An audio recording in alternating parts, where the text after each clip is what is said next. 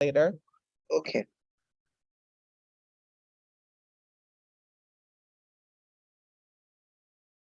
Give me, it's still loading on my end, so give me a second. All right. So we are on there and I'm going to share my screen.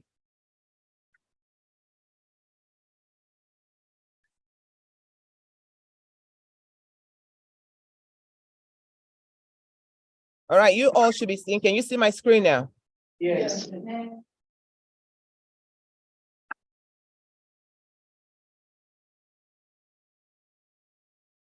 All right, that's better.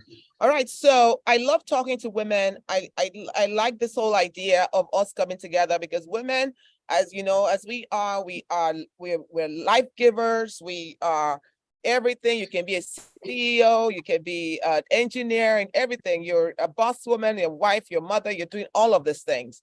And I know we're all Christians. This is a Christian organization that I'm speaking to. So I'm gonna come from I'm gonna merge both. I always see mental health and our Christian life and our Christian walk. I see it as one as the same. Because the whole idea of mental health is that we are feeling well in all areas of our lives. And the scripture does say that it wishes above all things that we prosper, spirit, soul, and body. So we are going to shed some light today. And you know, when God breathed into the first creation, it gave them breath to live. And would you know that one of the ways in which you can reduce traumatic responses in your life is by breathing? And so there's a reason why I always start with this. You know, this was a woman who was filled with life. This was a woman who we're talking about the first woman, you know, who you know, this is who she was. She was filled with life. She was filled with vigor. She was filled with everything. And she was meant to be mother, wife, companion, helper, co-manager of God's creation. So which means that God did not create a less than person. God created a woman who would be comparable to the man. God created somebody who had everything that was in God. He gave it to the first woman. And we do know that God was Eve's first relationship before the man he gave her. So Eve was thriving. Eve was filled with everything. It was during the fall that things happened and people are, everything is falling. So when we think about what is God's perfect will for all people for all time, we always have to go into Genesis 1 and 2 because that's God's perfect will for us. So when anytime we go below that standard, we have to go back there and say, what is missing, what is broken, and how can we begin to fix this in our lives? So we do know that that the first woman had a very functional emotional life, very functional psychological life, and there was nothing that was missing or broken in that Eve. However, let's look at this second slide, the wounded lion walking, or the wounded lion walking. Like, look, this lions, and I know this things are a little bit graphic, sorry about that, but it's the only way I can portray what has happened to some of us as women. The lion is strong, the lion is bold, the lioness is everything, right? But when this lioness is wounded, if you like watching like National Geography like I do, you'll find that sometimes she has a gaping gash and is still trying to fend for the family, still trying to move and do all the things that a lioness is supposed to do, until if she does not move out to be and find a place to heal, she will die from those wounds. And this usually is what happens to us. Because in your 20s, you're trying to find yourself. In your 20s, you're trying to see, you're living life, you're doing all the stuff. In your 30s, you're trying to establish some places in profession or even at home. All of these things. You have children, you have to raise them. You can get to your 40s and you get to your 50s and you're like, what is going on? What is going on? It's like that woman who was pregnant in the Bible, and she was saying, "What? There's a war going on inside my stomach. Like, what is that about?" And a lot of women are asking these questions. What is going on? Do you know that if you do not take care of yourself, spirit, soul, and body, you will find that your body will begin to react, your mind will begin to react, and it would impact all areas of our lives, right? Our emotions during this time is so pivotal. Our emotions are what drives everything. So we have three parts on our brain. We have your front brain, you have your midbrain, and you have your stem brain. Now, this brain over here is your prefrontal cortex, which is part of your neocortex brain. This is the newest brain that we have right here. This is the newest, is the last brain to grow. It's the last brain to be functional. The midbrain is known as your emotional brain. That emotional brain is where trauma happens. It's where emotions happen. It's when you learn to have judgments in life. Is good or bad? Is this person my friend? Is that person my foe? It's in this middle brain right here where the limbic system is. And then this back brain here, which is the oldest brain, is known as the reptilian brain. And that brain is the only work, the sole work of that brain is to help you survive. So you will survive. If you don't die physically, you will survive. But you will survive by all means necessary. Anytime you're in chronic stress or your toxic stress or traumas, these two brains will collude together. Your middle brain and your back brain, the emotional brain and the reptilian brain will collude together, and they will take over the functioning of the person. This brain right here, which is supposed to be our God brain, which is the brain where all the good things of life happen. It is where meaning making happens. It is where cause and effect happens. It's where compassion happens and forgiveness happens. It's where we learn. Learning happens in this brain. But during high stress, during times of toxic stress, these two brains override this brain. Are you with me? Are you all with me? Yeah. Thank you. And so these two brains, right, will hijack this one. So this will go offline a little bit. And then your emotions will be hypersensitive. Your amygdala, which is your fight or flight, will be hypersensitive, and you find yourself, your body will now begin to react. Anytime those two brains collude together, you are in a trauma state, or you're in an overreactive state, right? And when that happens, it's just a matter of time for things to begin to break down in our lives. And here are some of the when we say we have toxic emotions, those are emotions that have not been repaired. Those are emotions those are the things in your brain that you haven't processed. Those are when we say we have toxic emotions, it's all the woundings of yesteryears. It's like that lion that has been impacted and has been bound and it's been pounded and pounded and pounded, but does not take care of herself, and then it collapses. So here are some of the things that you can watch out for. So you're going to see things like stomach pains and ulcers. You're going to start having a lot of constipation. You can't use the bathroom properly. You have back and neck pains. You just start having things happening to you and you're like, oh my gosh, what is going on here? And depression will come in. depression, or the very deep sadness, and you can't really shake it off.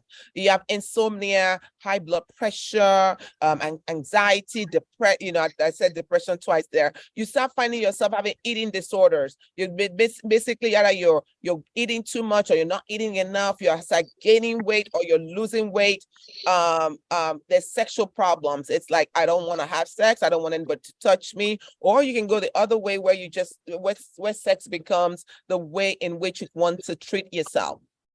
And then there's rheumatoid arthritis, fibromyalgia, myalgia, where you have asthma, you have all kinds of cancer can present itself. Either way, trauma is stored in the body. Anytime we're into this over stress places of our life, it goes in all parts of our bodies. So even when you don't think about it, even when you do not think that okay, it's important, your body thinks it's important, and it would go into areas of you that are very reactive, if that makes sense. And so I can actually remove this so it stops disturbing us. Yeah. So what are some of these consequences? Turmoil turns our soul into a war zone. So anytime you're in this state of turmoil, I mean, it's not that you're not going to church. You're going to church, you're praying, you're fasting, you're doing all this, so you're paying your tithes, you're doing all the stuff that you're supposed to do. And it's like the woman was asking, so what is the problem? So what is this war going inside of me? What is going on with me? Right? And the angel told her, he said, you have two nations on the inside of you. But it's the same thing with all of us, is we have these two things on the inside of us. We have our spirituality, which we know this is supposed to be the way of God, and this is where God is, and God wants me to do this. And then we also have this other thing that is warring against, and it's our passions, is what we have to do in real life. Somebody cheated on you, your children are not paying attention the way they should, your spouse left you, your boss is not doing well, your friend cheated you, things are happening, and this thing turns into a war. It turns our hearts and our souls into war zones. And we cannot have prosperity in the places of war zones. And war zones keeps us from this part of our brain, which is where life is, which is where God has putting all the gifts and talents. It keeps us away from that. Emotional pain is the worst type of pain. People will have accidents, like they will be battered, and they will come back and they will say, I'm going to live life again. But let that same person get hurt by someone who they really care about, and that wound becomes something that is so ingrained that can actually destabilize lives. And so emotional pains are as painful as physical pain. So we cannot neglect our emotions in this. Our emotions are God-given to be filtered through love and compassion, so that every other parts of our lives can work well. I work with companies where they bring me in to actually talk about emotional things. We talk about empathy, we talk about emotional intelligence, we talk about kindness, because research has shown us that these things that companies call soft skills are actually power skills. And so because companies will incorporate the soft skills, actually do better in ways of they have better retention, their employees are happier, there's return on investment. So this is great. This is really important stuff we need to pay attention to. Our emotions impact every way, everything that we do, because they are linked to our bodies. They're linked to our senses. And so what the mind cannot remember, the body is going to remember. And that is why today, if we're talking to women over 40, my goodness, do you understand that this is the time where people actually start seeking mental health? It is the average woman will not seek out mental health care until they turn 50, because there's something about that age and I'm going to talk about it in another slide. There's something about when you're over 40s where you begin to look at life a little bit differently. And so I'm so glad that we're talking about this. Why do we need emotional healing? Why do we need healing in our emotions? Why do we need healing in our souls? It says it was wounded for our transgressions, bruised for our iniquities, the punishment of our peace. That word peace, shalom, has to do with your soul. So salvation, it was not just a spiritual thing, it was for every area. So the chastisement of our peace was upon him, so that we need to live in peace, right? So healing is part of your spiritual growth. If you do not have healing in your emotions, you're basically just regurgitating stuff.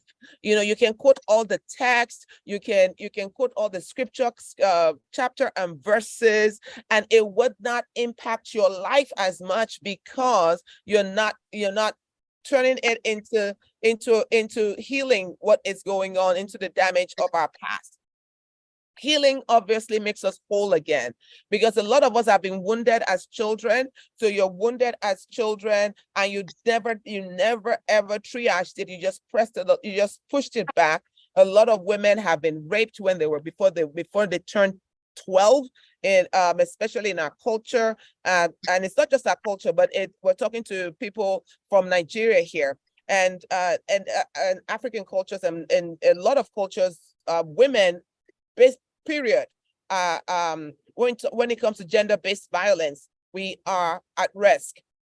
A lot of women have been sexually assaulted in some way. If it's not rape, if somebody pulled your breast, pulled your butt, you know, we violated you in some way, an uncle and this, you know, it's there. And then we don't treat those things. You go on to get married, and then things start happening in your marriage because you didn't know that your past actually influences your present. You know, people who grew up in chaotic homes, they never, you know, their parents are so transactional. Maybe they worked all the time. They never helped you grow in emotionally the way you should be growing. They never allowed you to be parented. You know, they sent you off to a boarding school like we all usually do in our part of the country. And so we begin to lose parts of ourselves even before we become adults. And then because we never take a look at them. And then you become an adult, and it's a full-blown fledged adult, right? But that wounded child is still there. That adaptive child is still there.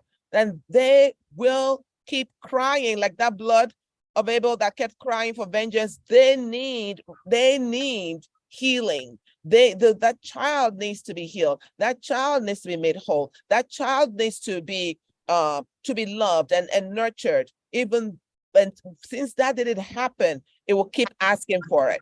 That adaptive child, because we have the wounded child and the adaptive child.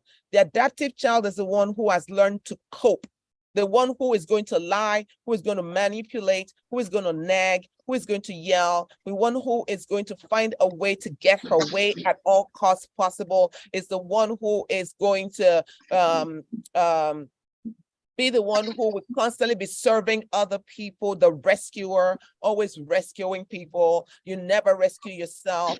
If somebody asks you for something, oh yeah, I can do it. Oh yeah, I can do it. I can save you. I can save you. That is that adaptive child. So those two children, the wounded child and the adaptive child, will continue to operate in the background of your life until they have been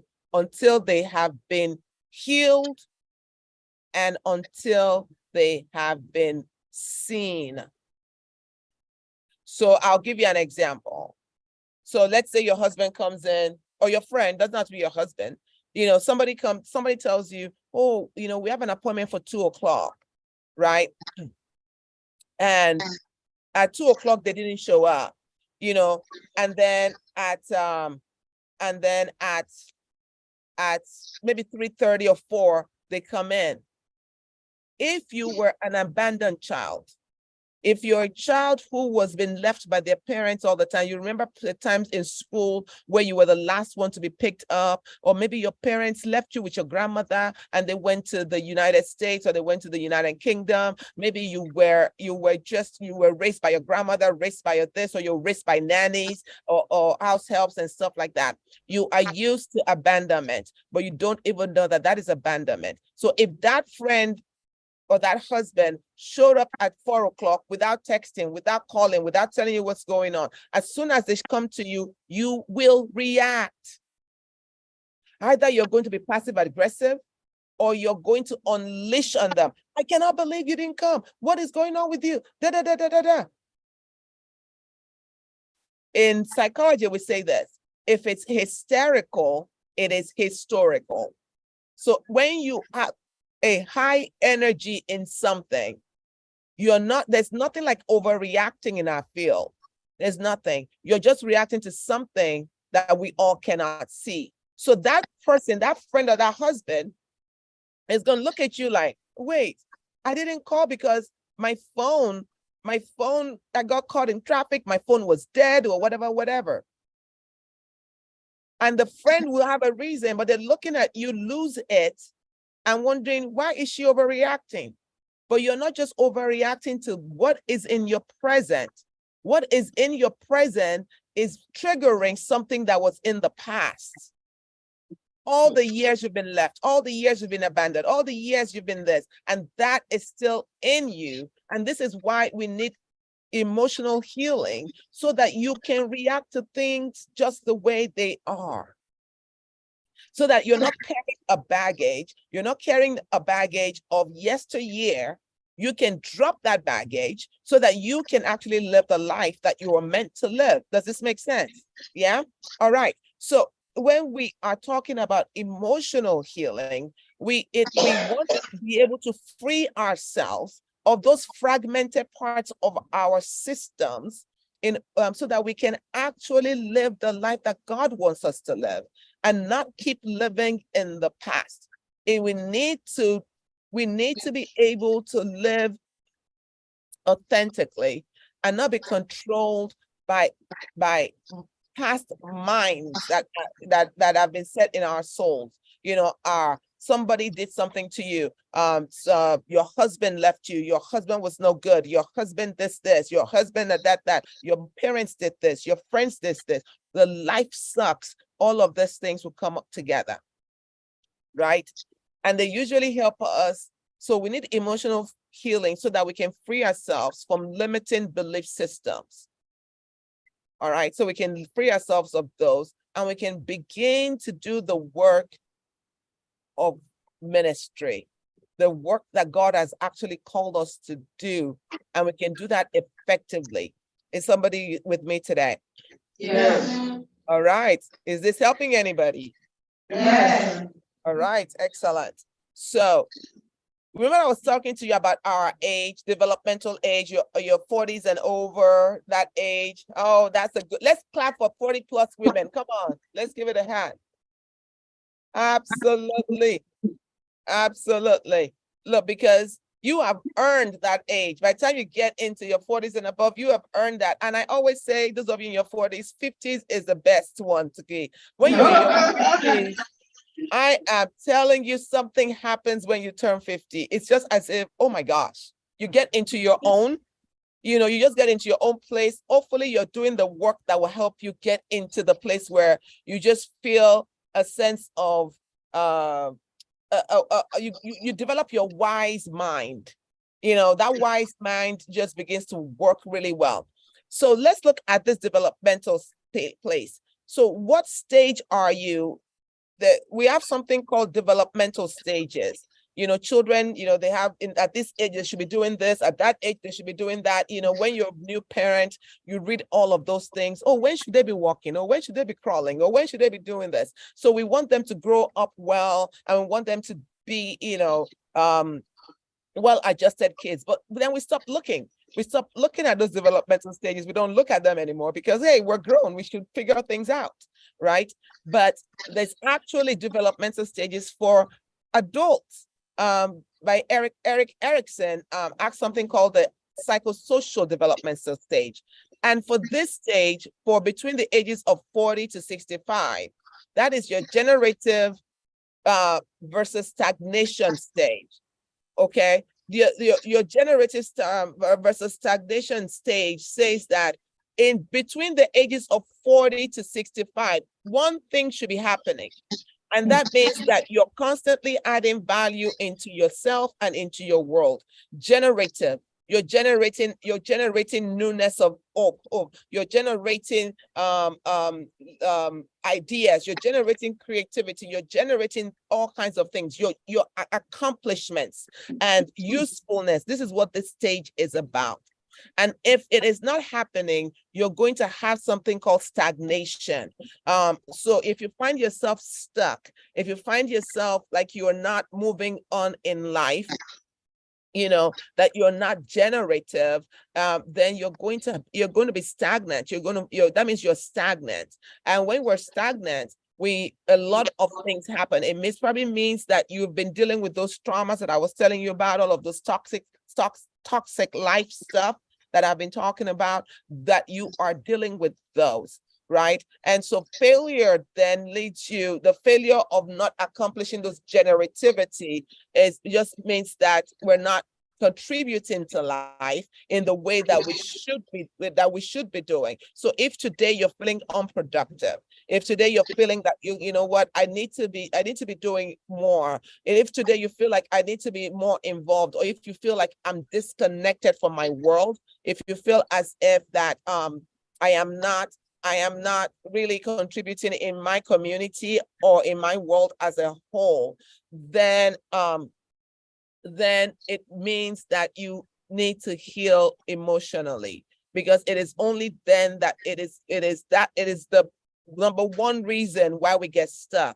People think it's lack of money. It's not money. Money doesn't get you stuck.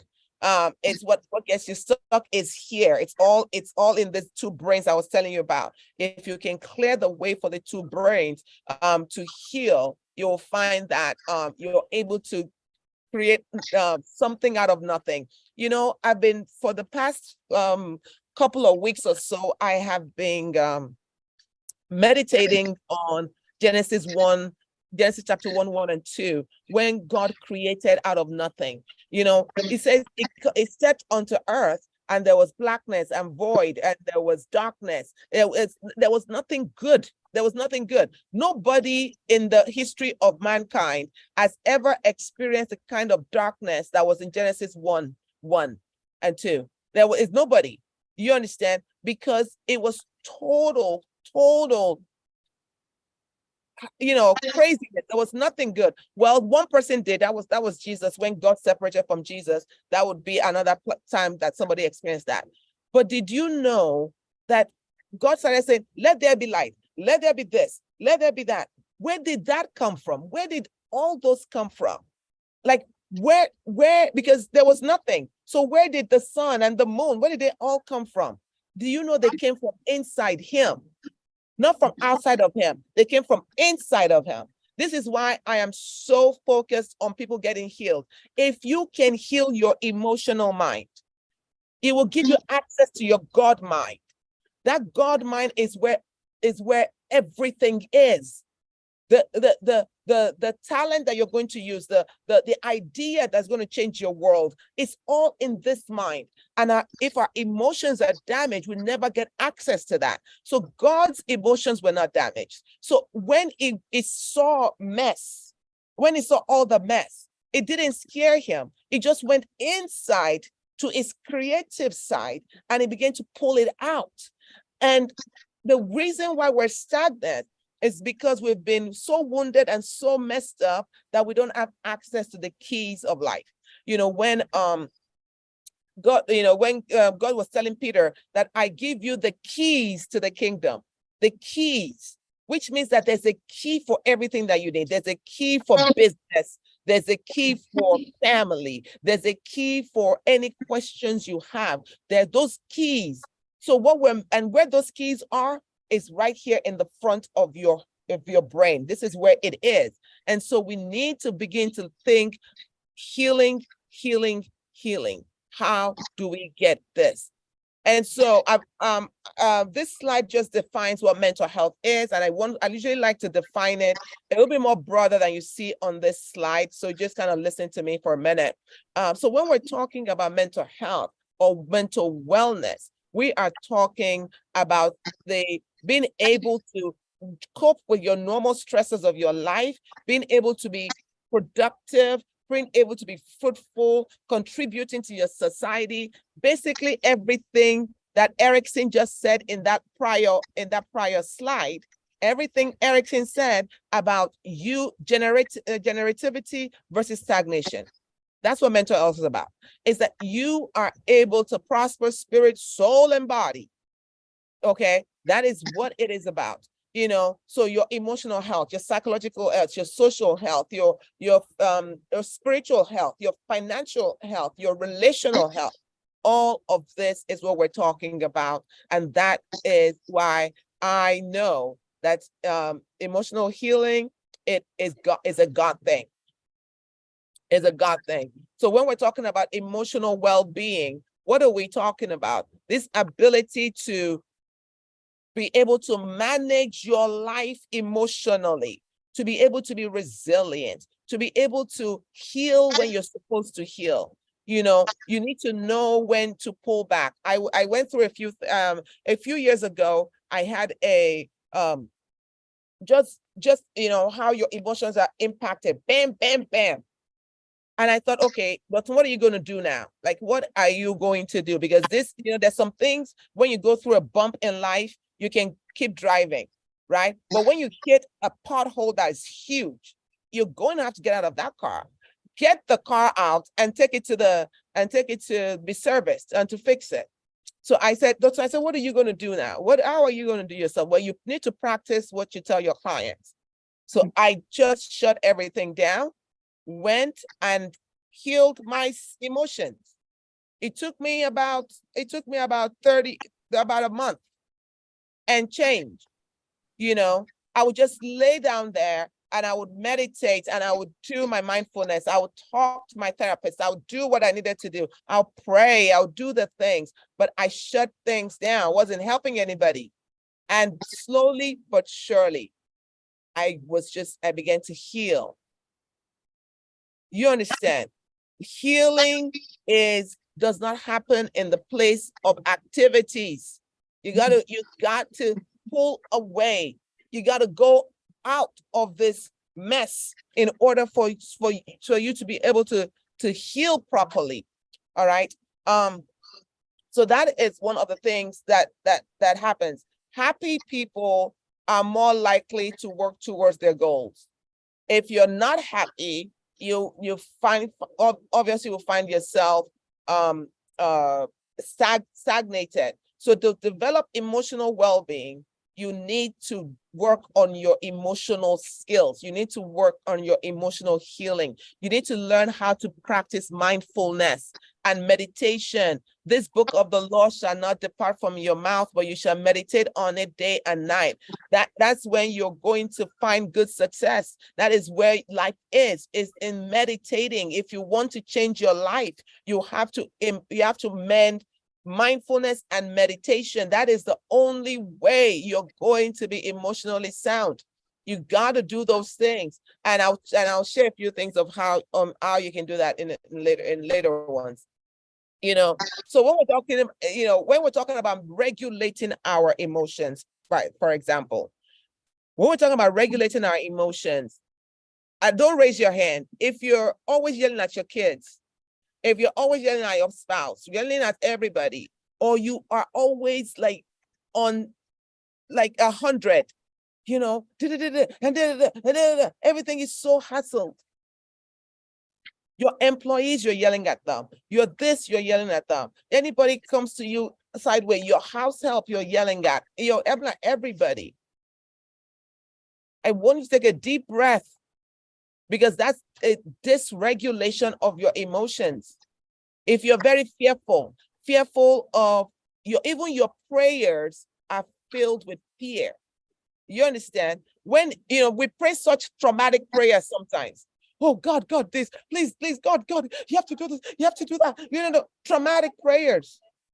you know, that's not something that is happened because those answers to your prayer does not determine your the rigor of how we pray it. The trauma-based prayer, and we pray trauma-based prayer in that part of the continent.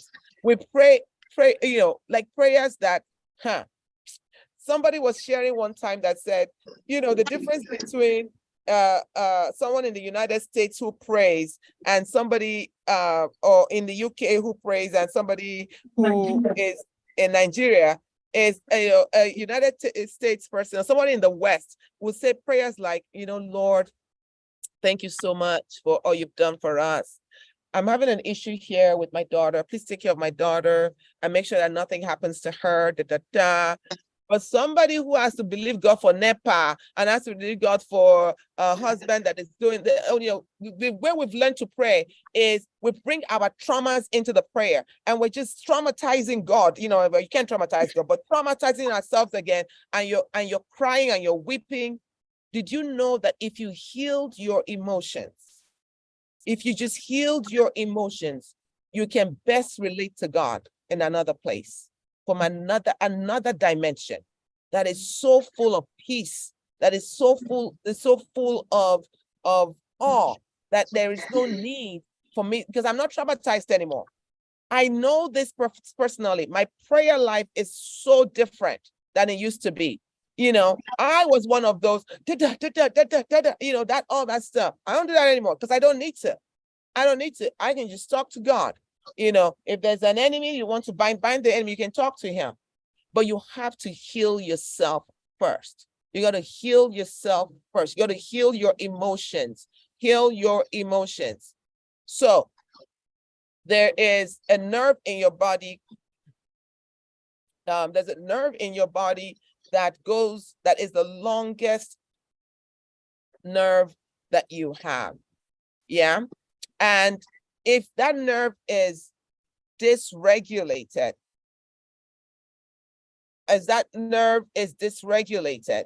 you in any way, because of things that have happened and all things that have happened, is also going to impact your body. So there is a way to heal this, and hopefully I can share some of the things with you. So when that nerve is called the vagus nerve, it's your vagus nerve, VAGUS. So it's your vagus nerve. Your vagus nerve, when you are emotionally dysregulated, it means that your vagus nerve is emotionally dysregulated.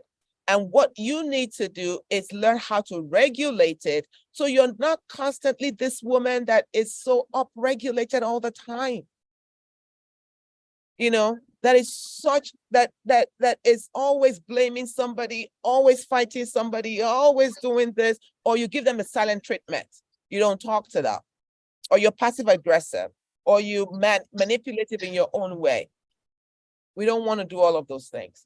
We want women in their 40s, in their 50s and 60s and 70s who know who they are, who have been healed of past traumas, who can stand up in the congregation and help the younger ones who are coming. Those are the women we want, women who are agents of change, not just agents trying to get a job and trying to make money and trying to do all of those things, but really that God can use us, that God can actually use us.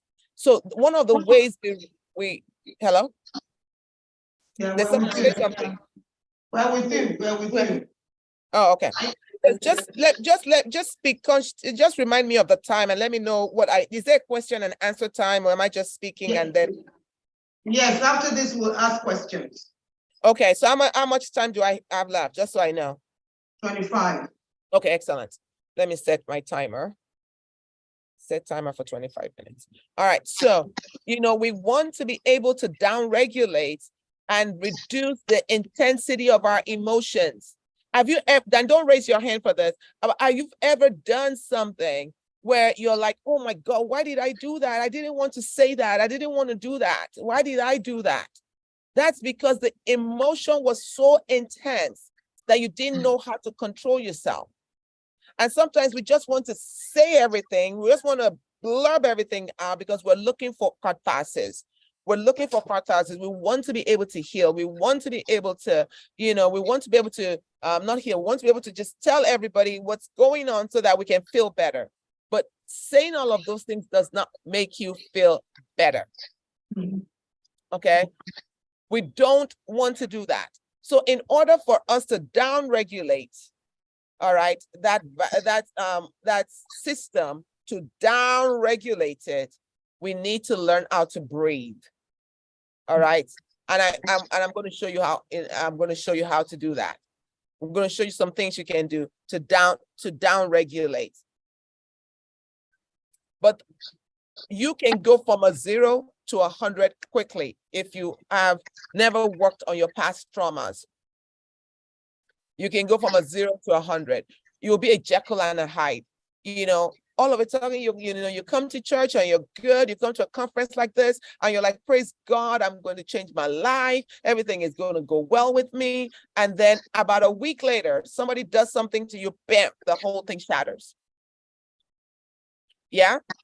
And so we have to become aware of what those triggers are so that we begin to help ourselves. All right. We begin to help ourselves. And this particular slide is just really telling you what are core emotions that you need to begin to identify. We have fear, we have anger, we have sadness, we have disgust, joy, excitement, sexual excitement. These are universal. These are universal emotions. They're automatic emotions depending on what you're feeling, right? When we call them those feelings that we have of anxiety, those feelings that we have of sadness, all right, are things that comes to help us, to protect us from what is coming up to us. So when you begin to recognize anxiety or anger or fear or all of those things, you need to go beyond those feelings and you need to say, what has this come to show me? You don't need to say, I bind you in Jesus' name. There's no need to do that. Because if you bind the fear away, you will not understand what the fear has come to show you. All those feelings that we have are God-given. They're God-given for a reason. God has given you anger for a reason, has given you sadness for a reason, has given you fear for a reason. And we always say, you cannot fear, you don't fear. Oh, perfect love casted out fear, all of that stuff. But there's a reason why fear is there. So when you're fearful, before you cast in Jesus' name, find out what fear has come to show you.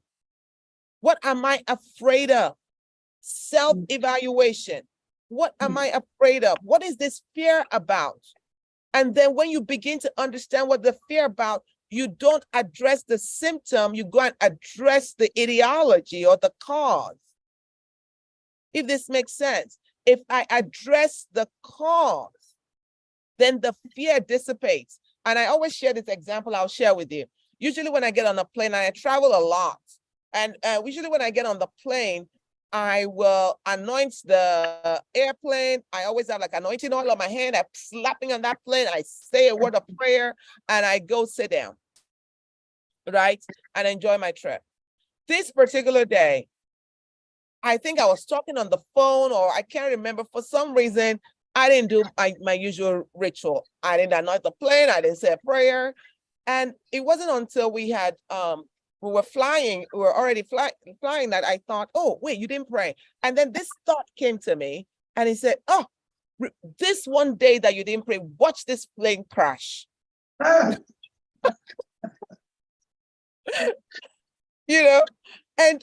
it just happens that I've been teaching on this thing that I'm telling you, on driving thoughts to the edge, like finding why certain feelings come to you.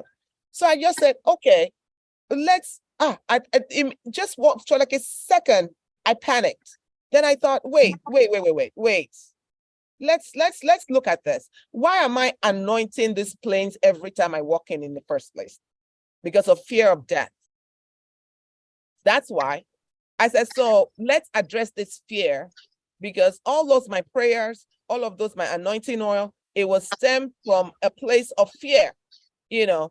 So I said, okay, let's see what it's about.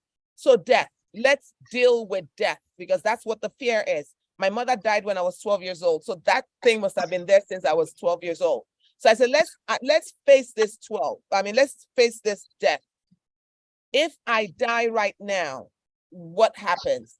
Well, if I die right now, you know, when I was having that thought, if I die right now, honestly, I can stand before God and say, I have done the best you have given me. I can do that.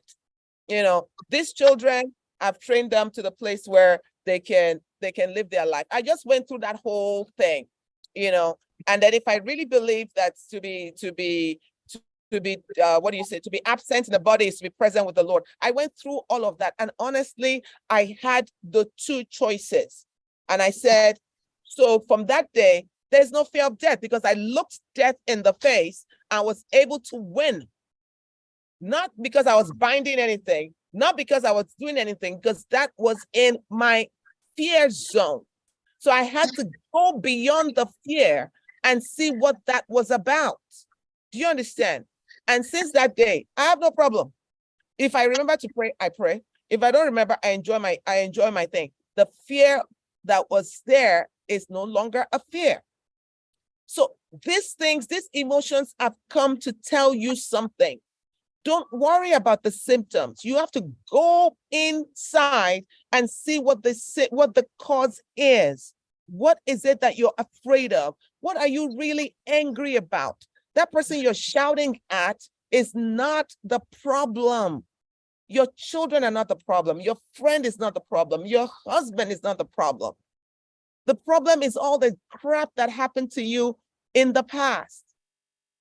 So go and address those so that you can live a better life, if this makes sense. Is anybody with me today?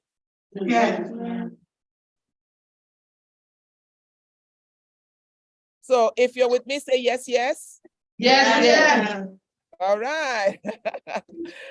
All right. So look at this. Well, I have this for you, and I want you to write it down. Take a screenshot of that, because this is a survey that you can take that can actually help you look at your psychological well-being. Like, how are you doing psychologically? There are two types of psychological well-being. So just Google it, Carol Riff, and she came up with this model, and I really like this model. There are two types of psychological well-being. The one she measures is the eudaimonic well-being, but there is another one called the hedonic well-being. This hedonic well-being is a subjective well-being. It's like coming to the conference. You don't do it every day, but you like being there. You like the camaraderie. You like being with a group of women. That gives you happiness. It gives you joy. That's hedonic. All right. Hedonic is when you are able to do pleasurable things that gives you fun, that gives you joy. Right now, I'm taking an hour to talk to you people, but I'm actually away from home. I am at a beachside resort because I love the ocean, and I'm just hanging out for the weekend. That is hedonic, because I can't do that every day. All right, but it gives me pleasure, it gives me joy. So I do that once in a while. Hedonic. You like eating ice cream, you like watching a movie, anything that is temporary but gives you joy is hedonic. Eudaimonic well-being, psychological well-being, has 6 components, right? What is your level of self-acceptance? What is your level of environmental mastery? So self-acceptance is all the things I've been talking about. Being able to be self-aware, being able to accept who you are. Let's stop here, women. I am telling you, when we have gotten this old in life to the point where we should not be letting the society and everybody else, culture, this, religion, all these people dictate to us who we need to be. All right. So you need to know who you are and accept that and accept all of it. If you don't accept who yourself, you can't change yourself. If you're like, I'm like this because something happened. I'm like this because my husband did this. I'm like this because my boyfriend did this. I'm like this because the society did this. Then I cannot be whole, because what I don't own, I cannot change. So I have to own everything. So even all the stuff they did to me, I have to bring it into this pot that's called a Kinder to Merino pot. In fact, I have to put it in there, right? Because then it's mine, and then I can decide what to do with it. I can decide, okay, this pot has this. I don't want it. I throw it out. Or this pot had this. Well, wait, I can modify it before it stays in. This pot doesn't have, oh my God, my pot is missing patience. I can add it into it. But if I outsource my stuff, I can never change, because you don't own it. So own everything about your life. Own it, and then do stuff with it, and then do something with it. Does this make sense? Don't own what you shouldn't own. Don't own what other people are responsible for. Don't own what other people are responsible for. So, for example, if you have a husband or a spouse or a partner who is an alcoholic, who is a sex addict, or whatever, you are not responsible for that. That is not your responsibility. You can't own that. You can't change them. There's some things you do not own. Take it out of your pot. It's not yours. Take it and put it where it belongs, and stop trying to change anybody. The minimum you can do for them is pray for them, and that's it. Pray for them, and that's it. You can pray, but make sure you're not getting abused and you're not going to die in that place. Always choose life. If your life is in danger, get out. But don't own other people's mess. The only thing you can own is yours. I cannot say this enough, because as women, we put everybody's stuff into our cup. We put everybody. The school did this, did this, the country did this, everything. And now you're walking about with complex trauma. Empty it. Give people back their mess. Okay, I always share this, and this is a trivial thing, but it really makes sense. It wasn't trivial for me at the time. So when I got married, for some reason, I thought you have to iron your husband's clothes and you have to do his laundry and do all of those things. And me growing up in my father's house, I didn't even do my own laundry. So now I am in somebody's house, and I'm ironing his shirts. Now, if you love to iron, this story is not for you. And so I hated it, like passionately hated it. And I was doing it every time and hating it every time. And it was worse because my husband would not even say thank you. He wouldn't even say thank you. And every Friday or Sunday, I'm ironing things. And then one day, after years of this was after years of this, I just thought to myself, I said, who asked you to iron in the first place? Nobody. Culture, maybe, but nobody ever, my husband never said iron my clothes. And then I said, are you getting blessed for this ironing that you're doing? No, because I complained every single time. There was no blessing whatsoever. So I said, so, okay, what are you going to do? I'm going to stop ironing. It's not my portion. It is not my portion. And I stopped. There's no point me doing something that I am giving me headache all the time. So I stopped ironing it. Do you know that till today, we've never had that conversation? Because my husband, the next week when he thought I didn't iron his clothes, just picked up the iron and ironed his own clothes. He didn't even say, oh, why have you not ironed? He didn't say none of that. And I was like, look at me suffering for all these years. Some things on, if you don't give it up, the other person will just fold their ends. You have to let go of some stuff that don't belong to you. Anything that, and I told you that was not like it's not on the level of, abuse or this. It's not on that level. But even those levels, those are the ones that women will start saying, I haven't prayed enough. I haven't done this enough. This man has to change. It's not your problem. Because you're not God. You're not God. He is responsible to a God, and let God take care of it. The day I stopped worrying about my children was my oldest right now is is turning 33. Is a doctor, and my youngest is turning 21. 20.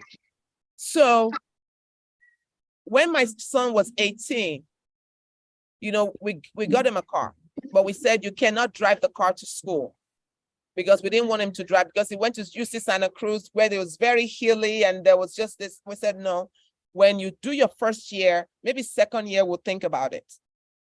So he parked the car at home. Why did I go visit this young man? I went to visit him, flew there, and he said, oh, Mom, I'll pick you up at the airport. So I wasn't even really sure what all that meant. I just said, okay, because I think I was not thinking. I just said, okay. But in my mind, I thought when I get to San Jose, I'll call an Uber or a taxi. No, there were not Ubers back then. I'll call a taxi and I'll just take it to school. Why did I arrive at the airport and this young man shows up in a car to pick me up? So I entered the car and I was like, I said, Lonnie, where did you get this? What's going on? He said, oh, we have zip cars at school we can rent. So he started driving, and when we got to the place I was scared of, one of the reasons that we didn't want to take the class, the cars to school. This place is just windy roads, and this boy was just zipping. That day, I just thought to myself, I said, I can't protect him here. The only person that can protect him is God. So you better just stay in your prayer self. That's all I can do. But that was the day I stopped worrying about my children. I said, God, you can have them, because my eyes can't get to where they need to be. And I literally, how that scripture says, cast.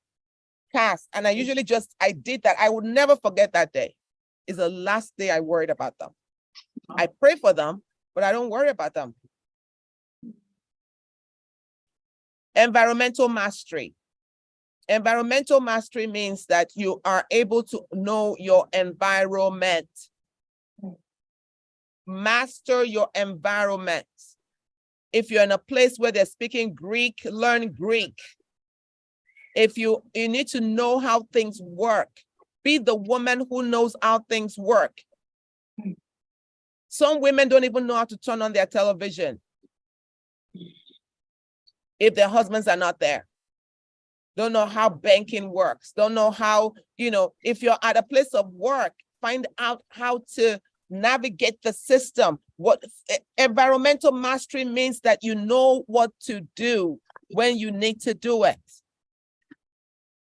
It doesn't mean you do everything. It means you know what to do. I don't want to do everything. I don't want to know how to do my hair. I don't want to know how to do my nails. If I go to the nail shop, I want somebody who is going to know how to do the nails. I want somebody who's going to know how to do their hair if I go to the hair shop. Does this make sense? But at least I know where to go. I know who to call. Know who to call. Be an open system, not a closed system. A closed system has secrets. Don't keep secrets, damaging secrets. Don't keep them. So your environment, if your children are going through stuff, is not, I need to call a therapist. I need to call somebody who knows what they're doing. Does this make sense? Yes. My children don't mind me sharing this with you, so I share it everywhere. So when my kids, when they were in high school, my girl, my second to the last girl, when she was in high school, she was going through a very stressful moment. And my spirit was like, go and check with this girl, go and check with this girl. And I checked with her, told me everything. I said, okay, let's call a therapist. You're going to a therapist. Called the number, make an appointment for her. She went. One of the best things I ever did for her because it helped her through those high school. But the other thing I now did was I now told everybody, all right, okay, you're going. My last one said, Mommy, I don't have anything to go. So I said, just go and see what you can talk to somebody. And it was one of the best things I did for them because they'll come to me and they'll say, the therapist said we should do this, we should do that. The things I've been telling them for the past month or year, the therapist said it and they were like, oh, yeah, good. But it gave them skills that help them to navigate their lives, their social lives, because they're experiencing things now that I never experienced as a mother. As a young girl. So it was so important and vital. And when they were done, they said, Mom, we don't need it anymore. And they canceled that. That is knowing when to that's environmental mastery. I could have sat there and said, well, I'm a psychologist, I'm a pastor, I'm a this, we need to do this. No. Because I know that developmentally, they would listen to something outside of themselves who has not been talking at them or to them all these years. That's important. Positive relationships. When I was growing up, my dad used to say, show me your friends and I'll tell you who you are. I never forget that. If you have a lot of chaotic friends, if you have a lot of friends who are whatever, it's not about your friends, it's about you, because you're attracting to yourself who you are. You attract to yourself who you are. You might not like it, but that's the way imago works. That's the way imaging works. We only bring to ourselves who we are, who we can see. Do you know that we can see everything? There's a part of your brain called the salience network. You can write it down, salient, like the word salient. So it's SALIENC. It's called the salience network. Now, your salience network is that, okay, have you ever tried to buy a car? You want to buy a car, like a red car or a blue car, and all of a sudden you're seeing red cars and blue cars all around you. Yeah? Where were those cars before? They were there. You just didn't notice them. Your salience network it focuses on only what is important, what is pivotal, what is happening. Does that make sense? So your salience network will highlight to you what is happening in you. All right. So if I am broken in any way, if I am fearful in any way, if I grew up in a sense of shame or abandonment or whatever, when I'm looking for a spouse or friend, the salience is going to image outside what's going on inside of me. And I like to quantify this. Let's say from a level of 1 to 10, you're a number 5 in your wellness. You cannot even see. I'm talking about seeing. You will not even see 7, 8, 9, or 10. They're there, but you can't see them, just like those blue cars were there and you didn't notice them before. They're there, but you can't see them. You're not going to gravitate together. You're going to see 4s and 3s. You're going to see and 5s, maybe some 6s. You're going to see those that are orbiting around you. So when I look at my friends, or I look at my spouse, or I look at my this, and I'm not liking what I see, it's not about changing, because you hear everyone like, just change your friends, get new friends. No, change your inside. Because once you move to a 7 or 8 or 9, those are the people you're going to attract.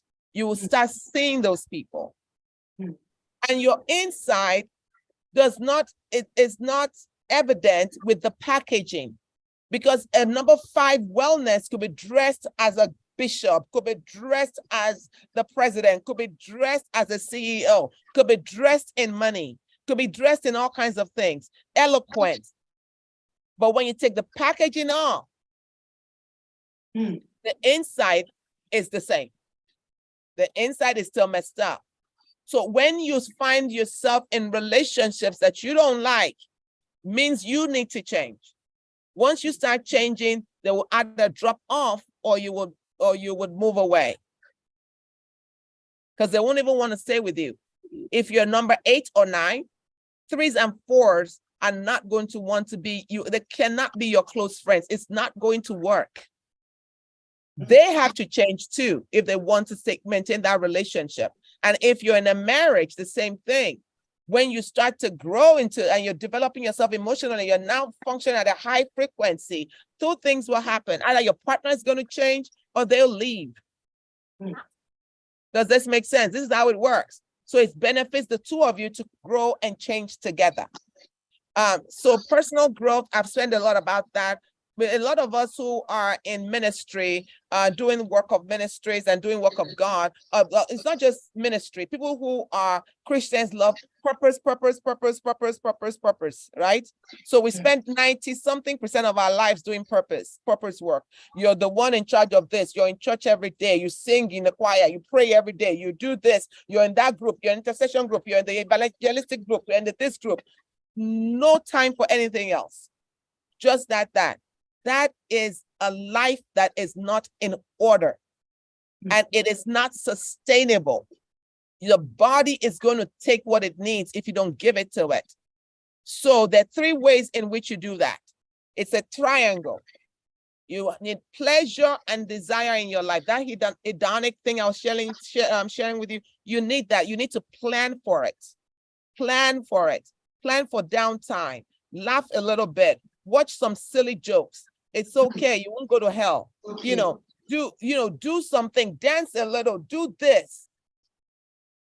And then personal growth.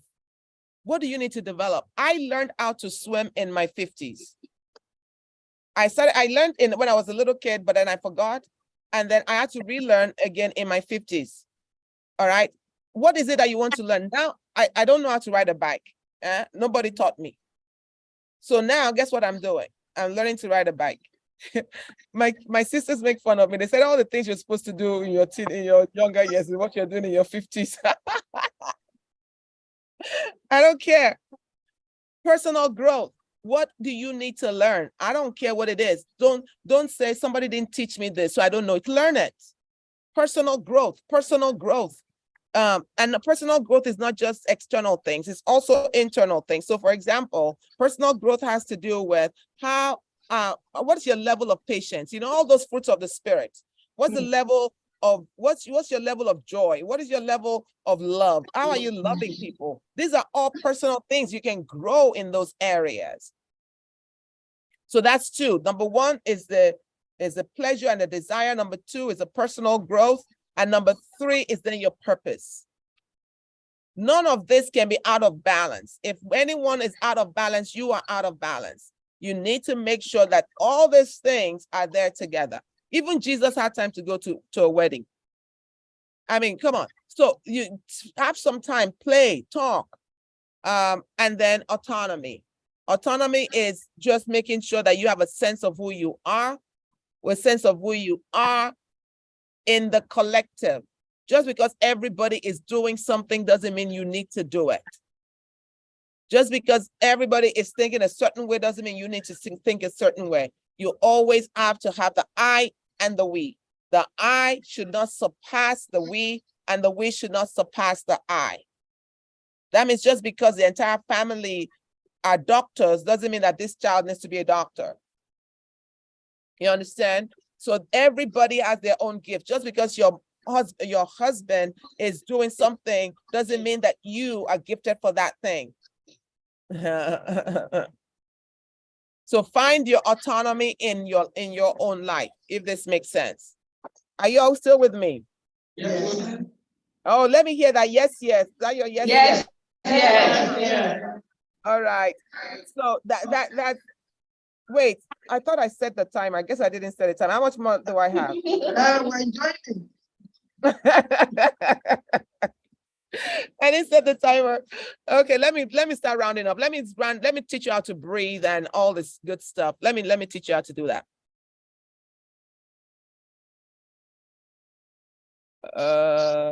Yeah. I've talked about a lot of this, so I don't need to show you, but I just want to get to the treatment.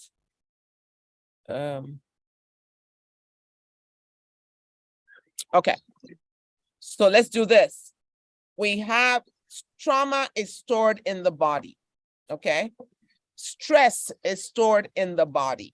Chronic stress, toxic stress, all stored in your body. So all of those things I've said, because here is where learning takes place, remember? But because it doesn't participate in the trauma, it doesn't participate in the chronic stress, it doesn't remember most of the time. All right. But what your mind doesn't remember, your body remembers, and your body literally becomes your unconscious mind. Your body, because you have three types of minds. You have the conscious mind, and your conscious mind is only 5%. That's what you use to remember. That is what you use to navigate your world. I'm here talking to you. That's my conscious mind. I know how I have to pick up Zoom and click it. That is my conscious mind. And do you know if you live 100 years, you're still only using 5% of that of the conscious mind. It's only 5%. That's it. 15% of your mind is your SUB, your subconscious mind. Your subconscious mind is where it's like your working memory of sort. It is where it's where you can store things that you don't need, but you know they're there and you can retrieve them when you want. So for example, I must have learned how to swim or ride a bike. And then maybe I don't do that for like a year or two. And then I want to ride a bike again. I pull it from my subconscious because it's there. I know it's there. I just don't need it yet. So 20% of what you have access to is those things I just shared. Do you know that 80% of your mind, 80% of your mind is unconscious? Things that you don't even know they're there. You have no idea they're there. And do you know the part? So 80% are things you don't even know are there. And the drivers of your life then, will it be the 5%, the 15%, or your 80%? Which one will drive you more? Somebody just yell it out. Subconscious. The 80% is the most powerful mind that you have. And it's the mind that we don't even know what's inside. We don't know what is in there. So all the thoughts that you had when somebody did something to you, all of the things that happened to you that you thought you don't remember, it doesn't matter. The mind doesn't lose anything. It's in the unconscious mind. And your body becomes the unconscious mind when you're experiencing toxic stress or any type of trauma. So that means it will remember what your mind doesn't remember, what your conscious mind doesn't remember, the unconscious mind does. So your body will start talking to you. One of the things you want you to do in order to heal the body. So we're not talking about healing now. How do we heal this body? If you have really bad traumas and it's impacting your life right now, please get some professional help. Like literally, the Apostle Jagada graduated from our trauma program. So she is qualified. You know, get some help, get some help, get some help. But just to triage, just triage you a little bit, I'm going to share some things. Number one, some very simple things that are so powerful. The first one is take a long, slow bath or shower. If it's a shower, just allow the water. I mean, you know how we just take baths and we just scrub our bodies and No, not that kind. Like you go into the shower and feel the water on your body and feel your body relaxing. Are you with me? Stay with me with this. Washing yourself, doing it slowly, and you can even say affirming words. I am being cleansed, I am being healed. My emotions are being healed. And you know, if you're taking a bath, soak in the bath, have aromatherapy there, you know, use oils, use, you know, just candles, anything, and just allow the water to do its work. Water is healing. It's a healing substance. There's a reason why water is used constantly in the scriptures. Water is healing. It's something God has given us for healing. It's really reason why you should, so you just bathe in the water.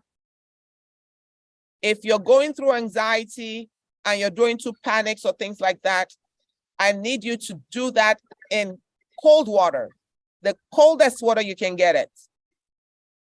Okay, let it splash your body, and that would reset your body. It will reset your emotions. It works like magic. It will reset your emotions right away. Okay. Then drink water. Since we're talking about water, I must tell you this too. Water is healing. If you watch old movies in different cultures, not recent movies, the old ones, you'll find that when somebody is going through something, the first thing they're going to offer them is water. Water, drink water.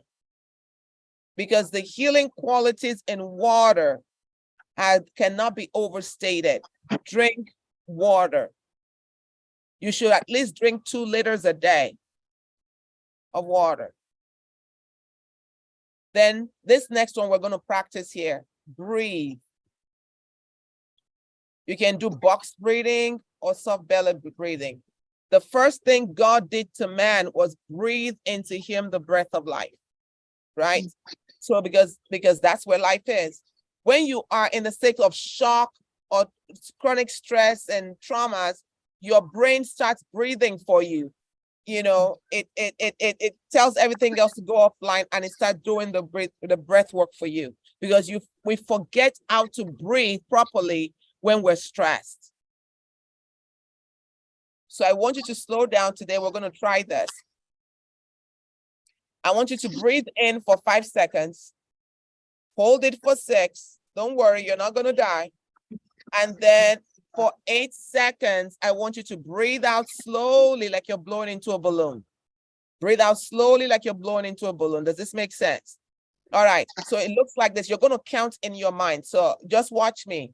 I'm going to breathe through my nostrils, hold it for 6 seconds, and then breathe out like I'm blowing into a straw for 5 seconds. The power is in the exhaling. When you exhale slowly, you're exhaling everything.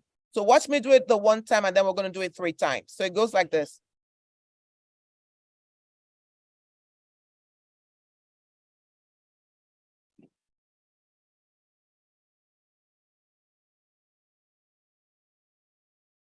See how slowly the last breath was? I did it slowly. So we're going to do it 3 times. You can close your eyes if you want. It's very much relaxing there, or you cannot. So 3 times. Let's go.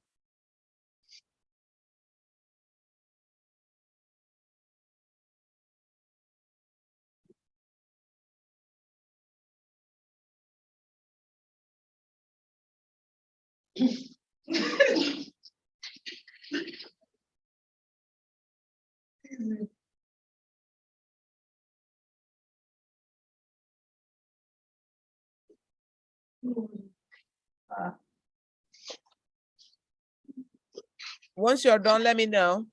We're done. Okay. Oh, you guys did it too fast because I was still on number 3. How did you all get done? How was it? How was it for you? Somebody Speak. It was relaxing. It was relaxing. Anything, any other words? Relaxing, just throw it out.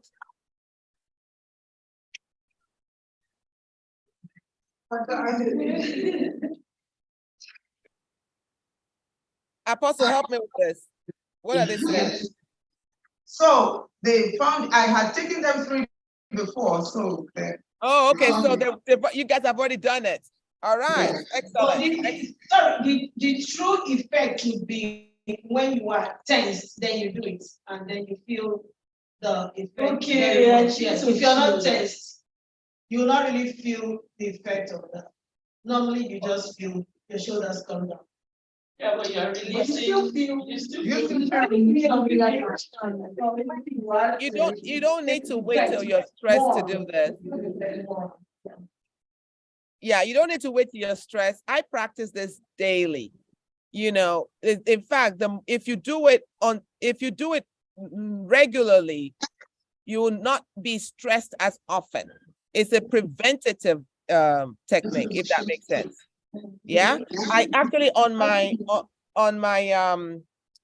watch, there's an app called Breathe, and it tells me every hour it's time to breathe now.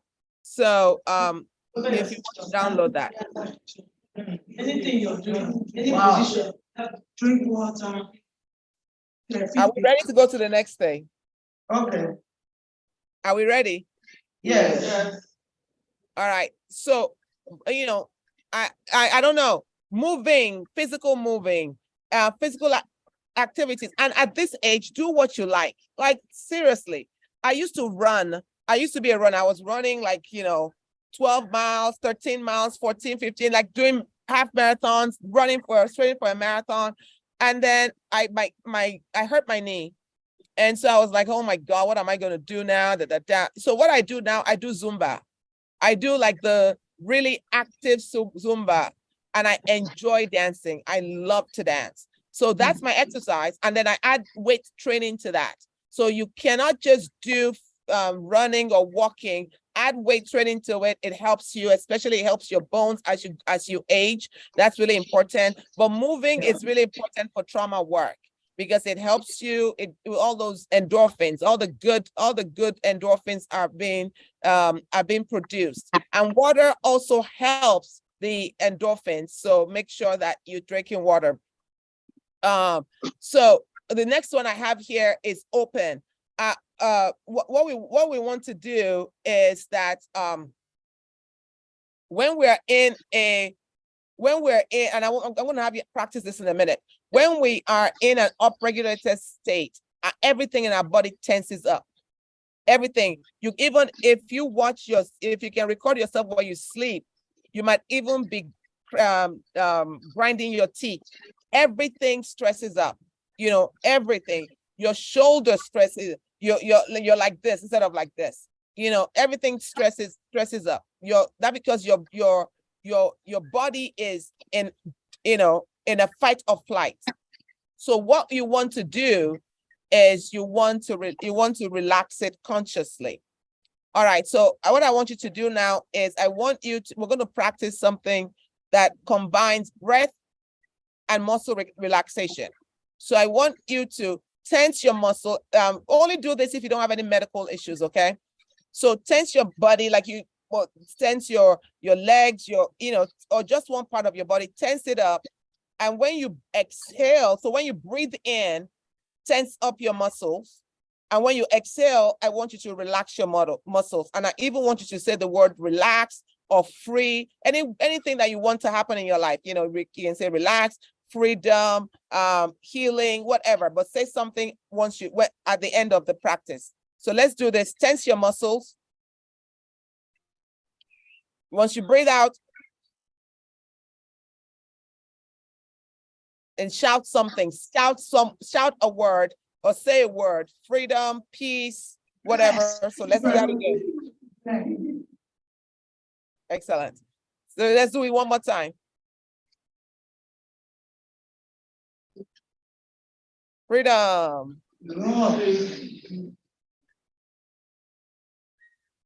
All right. And then this is the last one I'm going to share with you.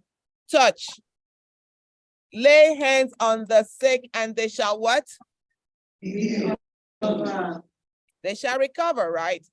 Well, guess what? If your emotion is sick, you should be laying hands on yourself.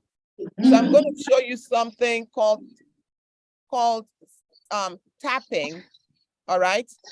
And look at pressure points and just gently tap.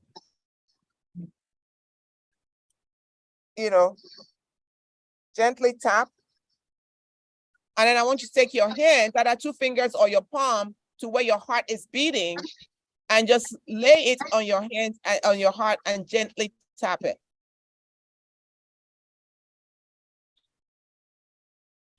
This by itself, if you're feeling panicked, if you're feeling anxious, and you just put your hands right here, it will slow down your heart rate.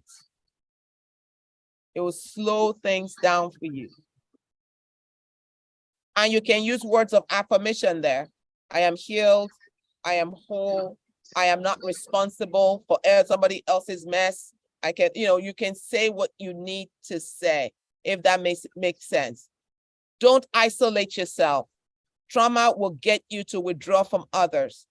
Don't isolate. It's in the context of relationships that we heal. We heal face to face. That's how healing happens. People move countries, move this just so they do not see somebody. But find a healthy space. You can do a therapist, you can do a trauma coach, you can do, whoever you're feeling safe with, and begin to make connections. Don't isolate. All right. Ask for support. I've already said that. Participate in social activities because you don't want to isolate, and connect with old friends. There's something about old friends that because they've known you since you were a kid. There's something about old friends that have been in your life that is healing. There's research out on this. It actually heals you, your old friends, the ones who know you before you became anything. If you can reconnect with them, that actually also suits your soul. And I think I've given you all more than enough for today. So I'm going to stop there. Thank you so much. I was just telling them that you really wanted to be here, but we couldn't swing it that time. So questions. What are your questions? First and foremost, those who are in ministry, I will recommend you do Prof's program, trauma care program. I've already shared with you testimonies about I'm a better counselor for marital issues, so that you can be better in what you do. And it's good to be trauma informed, even with your children, with the people you're dealing with. You will be able to put things in a better perspective, knowing that this person is suffering from trauma. Now, as an aside, Prof, I saw a film whilst I was on the flight from London to here. Can you hear me? Prof, can you hear me? I can hear you. I can hear you. Okay, so I saw this film and it was really it really resonated with me. You should see it, The Son, S-O-N, T-H-E-S-O-N, the son like the daughter. So talking about a teenager who was depressed, and it was because of the trauma of the divorce of the parents. And I could say a lot of things we spoke about. We saw the parents too had that trauma, and they passed it on to their son. And you should see it. I wanted you to analyze, maybe on the TIC platform. I wanted you to analyze what would have been done. How could we have better if we come into such situations, or they bring it to us, like a teenager in depression? How can we, what kind of trauma care? Because the boy did see a therapist, but he still committed suicide. Yeah, okay. Okay. What can we do? Yeah.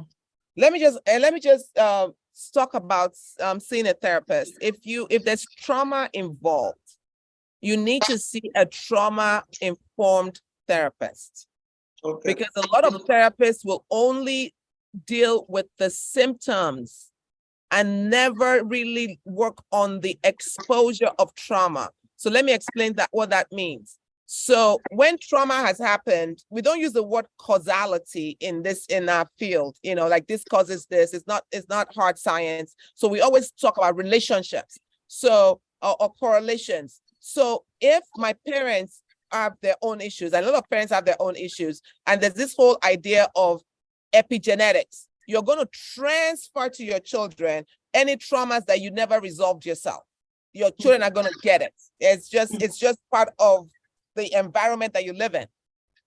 Now, if that child is now experiencing maybe anger issues or depression issues, most parents will take the child to a therapist to deal with the anger and to deal with the depression. Are you with me?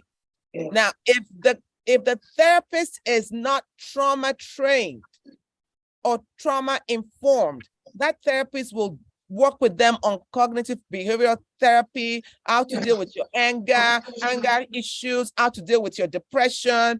That's what the therapist will be working on. Without understanding that those things are just co-occurring with the past trauma. So traumas will co-occur with other things. It will co-occur with eating disorder, with anger, with this, with that. So I have to go to the well and see what is wrong with the well. So it's like our Surgeon General here said in California when she was talking about adverse childhood experiences. She said, as a medical doctor, if somebody comes to you and says they have diarrhea, okay, and then you treat them, okay, it's antibiotic. And then another person comes from the same neighborhood, another person comes, 100 people come from that same neighborhood. You can keep prescribing antibiotics, or you can get up and say, what are you guys eating? What are you guys drinking from? And go to the well where the water is polluted. You understand? A lot of therapists don't even get to the well. They only deal with they're just prescribing antibiotics. They're just prescribing treatments. So that young man could have been saved if somebody addressed their traumas. What were the traumas that happened? What is going on in their lives? You understand? I've seen parents where the parents were seeing me. They said, the parents were seeing me, the mother, let's say the mother was seeing me, right? And the children were having reactions, suicidal reactions. So when I spoke to the children, I found out that this child was reacting to the mother, and the mother had no, or the mother and the father, and the mother had no idea. I have never seen so many teenagers and so many young adults and so many children in trouble. But it's a good thing because these children are asking for help more than their parents. They're like, I need to go. Look, I know you all want to pray. I know you all want to fast, but guess what? I want to talk to somebody. I want to, and it doesn't take away from prayer. It doesn't take away from fasting. It just means you need another key. You need another key, a key into the emotional world, a key into the psychological world of your child. And when that child gets there, then you start hearing things like, you know, mom and dad fighting. I don't know why I'm so angry, you know, and then you want to say, okay, what's going on? And then you do a family check and you find out that there's issues with the parents. And the parents will say things like, well, we don't fight in front of the kids. The thing stays in the system. It's caught. It's in the system. The energy is in the system. So one of the reasons why you need to get well as an adult is because of those children. I need to be healed so my children don't inherit something from me that is not even their fault. Epigenetics, in 2001, epigenetics, the new research that came shows that it goes to the 14th generation. So imagine 14th generation, 1-4. So something that happened within the time when it wasn't even, they have no business with it, because unless somebody does something, unless somebody heals. So you have to heal. So for example, if you were abandoned as a child and you got married, you're going to act like an abandoned child, even if you're connected, right? Your child will pick that up. They will also start fearing somebody leaving them. They're also going to be having abandonment issues, even though they never experienced the trauma. They got it from you. And then if they don't treat it, their children will pick it up and their children will pick it up. And this is why we need to start having these conversations. One way to deal with what we call generational curses in Christianity is to begin to heal emotional wounds. So there's a connection between the emotions and the spirituality. Absolutely. Yeah, absolutely. Absolutely. All right, ladies, it looks like we're done. Thank you so much. Any more question? One more question. It's not a question per se, it's just, I just want some clarification. So I work with individuals with developmental disability, and they are children. So the oldest we have is 15, and they all come from different homes, you know, through the government. And when I started working with them, we take them for therapy to see their occupational therapists weekly. They see psych bi-weekly, and they see their regular doctors. Now, one of those children, she's, you know, you see those children, they look normal. I mean, their everyday, day-to-day life. But when they begin to react, or when their emotions come upon them, when their mental health, it's everywhere, they are suicidal. They have cases of being suicidal. One time, one of them swallowed like 40 tablets of clonidine and wanted to end her life.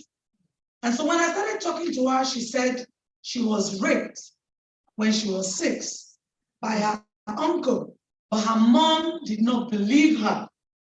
And that was it. That was just the snag, you know? So she said her mom brought whatever is happening to her right now, her mom brought it upon her. So her mom said she was delusional. She's imagining things. These things did not happen. But this girl, you know, when she started acting up, you see her hands shaking and her legs shaking. Without anything happening, she started crying. And she has taken me like a mom.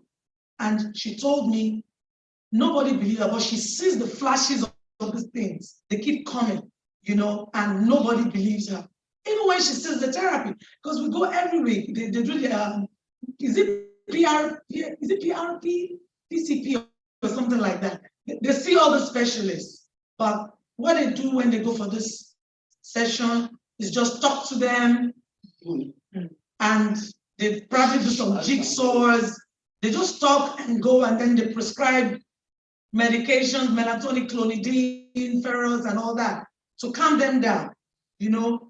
But I work with them every day. In fact, I manage the home. So I know that sometimes you will be seeing a totally different person from what you saw a minute ago. So what you just said earlier on, that people, they really need to go deep. I don't know, maybe because it's the system or because they cannot afford, because somebody has told me about them seeing a psychologist, but it doesn't work with the system. And you know, because the healthcare system, some people are the ones handling this, they are the ones handling their cases, and they don't want them to receive professional help. I don't know, maybe that is the case, but once in a while, this girl will tell me, these things keep playing back.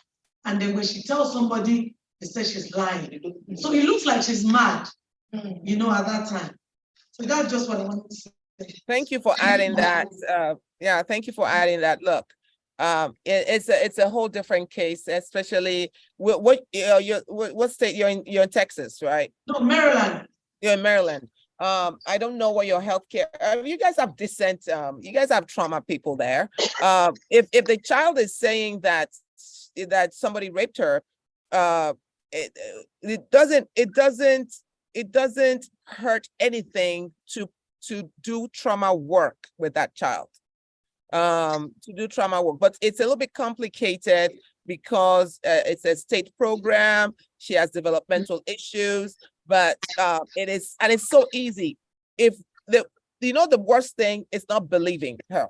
Yes. That's the worst thing, is not believing. And that's why most children don't say anything. I've dealt with 40-something-year-old, 50-something-year-old women who said that the rape itself is not what wounded them. It was bad. but it didn't wound them. It said, I've had adults said, when my mother did not believe me.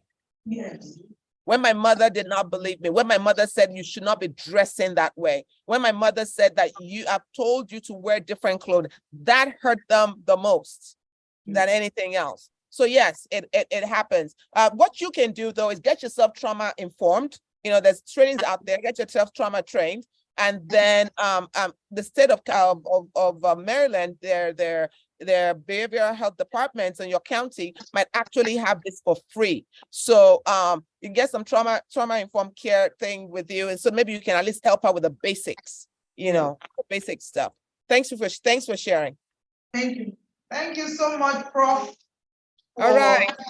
The fantastic sharing. Thank you so much. We appreciate you.